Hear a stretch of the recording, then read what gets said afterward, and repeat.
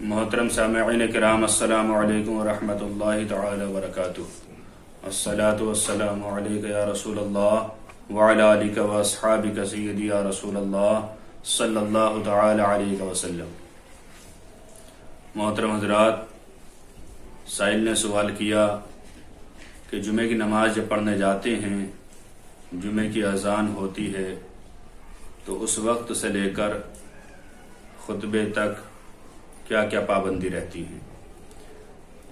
بہت اچھا سوال کیا ہے ماشاءاللہ۔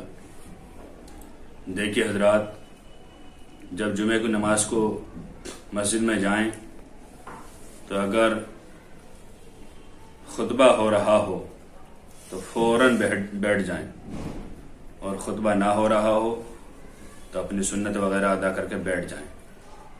جب خطبے کی اذان دی جائے، اذان ثانی جسے کہا جاتا ہے، جو خارج مسجد کے اندر ہی کھڑے ہو کر دی جاتی ہے، اس اذان کے ہونے کے بعد شروع ہوتے ہی دو زانوں بیٹھ جائیں، یعنی جس طرح التحیات شریف میں ہم بیٹھتے ہیں اس طرح بیٹھ جائیں، اور بغیر کسی بول چال کے، بغیر کسی عمل کے، بالکل خاموشی کے ساتھ سماعت فرمائیں۔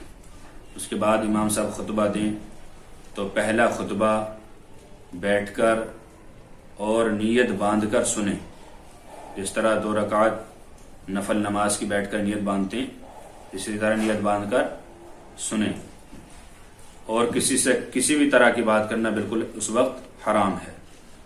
اشارے سے بات کرنا بھی منع ہے۔ نماز پڑھنا، چلنا پھرنا، یہ بالکل منع ہے۔ پہلا خطبہ پورا ہو جائے، امام صاحب بیچ میں بیٹھیں، جو وقفہ لیا جاتا ہے اتنی دیر کا کہ کم از کم 3 مرتبہ درود شریف پڑھی جا سکے، چھوٹی سے چھوٹی، یا قرآن کی کوئی 3 آیتیں پڑھی جا سکیں، اتنی دیر امام صاحب بیٹھتے ہیں، استراحت کرتے ہیں۔ اس کے بعد دوبارہ کھڑے ہوتے ہیں۔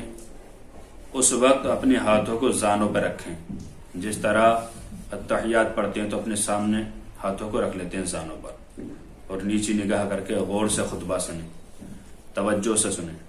خطبہ سننے کا بہت اعلیٰ ثواب ہے، گویا کہ یہ نماز کی ہی مانند ہے۔ 2 خطبے سننا گویا کہ 2 رکعت نماز کا ثواب رکھتا ہے۔ اب جیسے ہی دوسرا خطبہ پورا ہو، پھر ادھر ادھر کو دیکھ سکتے ہیں، تکبیر ہو، تکبیر سنیں، اور حی علی الصلاح حی علی الفلاح پر کھڑے ہو جائیں، اور امام صاحب کے ساتھ بدستور نماز ادا کریں۔ اللہ تعالیٰ سے دعا ہے کہ اللہ تعالیٰ ہمیں خطبے کے دوران باادب مؤدب طریقے سے بیٹھنے کی توفیق عطا فرمائے۔ السلام علیکم واللہ اعلم بالصواب۔